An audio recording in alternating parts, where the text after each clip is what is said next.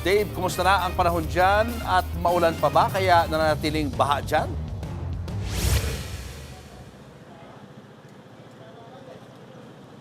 Julius, sa kabila ng saglit na pagsilip ng haring araw kaninang tanghali at mga panaka-naka na lang na ambon, lubog pa rin sa baha ang ilang bayan dito sa Pampanga gaya ng Makabebe at Apalit dahil sa mga nakaraang malalakas na pag-ulan dulot ng habagat. Mga balsa at bangka na ang mas madalas makita sa kalsada sa Barangay San Vicente sa Apalit, Pampanga. Ilang linggo na kasi silang lubog sa baha. Kaya ang mga residente, magbabayad na lang daw ng 50 pesos sa balsa kaysa mabasa sa abot bewang na baha ang kanilang mga pinamili. Si Jaline Aquino, todo ingat sa cake para sa birthday ng anak bukas. Sinamantala niyang bumili na ngayon habang hindi pa gaanong masama ang panahon. Mahirap pero wala kang magagawa kundi maging resilient puno.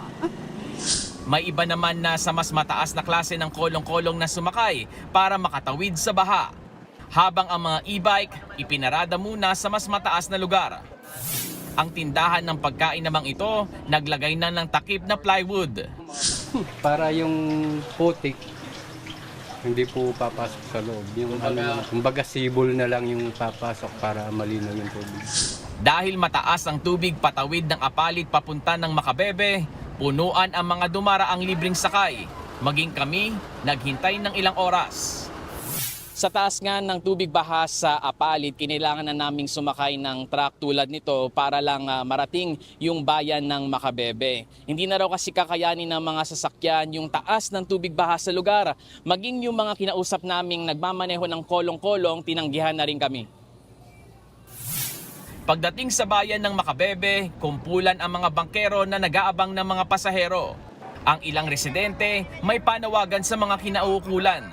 Yung mabigyan lang ng daan yung daloy ng tubig kung saan yung tamang daan talaga. Kasi una-una po, pwede siyang bumaha. Halimbawa, lalagyan siya ng kanal, yung opening ng mga kanal. Kasi yun, doon dumadaan yung mga tubig. At least mabilis lang siya bumaba. Napataas ko na ito ha.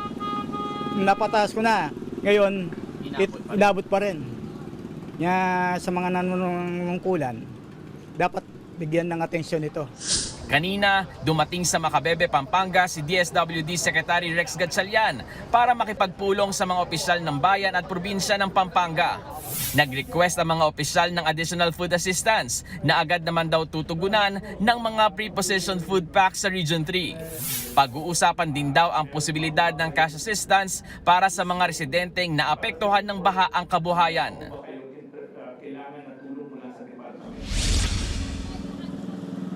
Julius, ayon naman sa gobernadora ng lalawigan ng Pampanga, below sea level raw ang bayan ng Makabebe at Masantol kaya raw naiipon ang baha. Ilang taon na ring walang dredging na posibleng umanong dahilan ng pagbara at pag-backflow ng tubig mula sa dagat. Dredging ang gagawing solusyon ngayon ng mga otoridad para dumaloy ang tubig palabas sa dagat. Yan muna ang latest mula rito sa Pampanga. Balik sa inyo. Maraming salamat, Dave Abuel. Mga kapatid, Julius Babaw po. Para sa komprehensibo at makabuluhang balitaan at talakayan, mag-follow at mag-subscribe na sa social media pages ng News 5.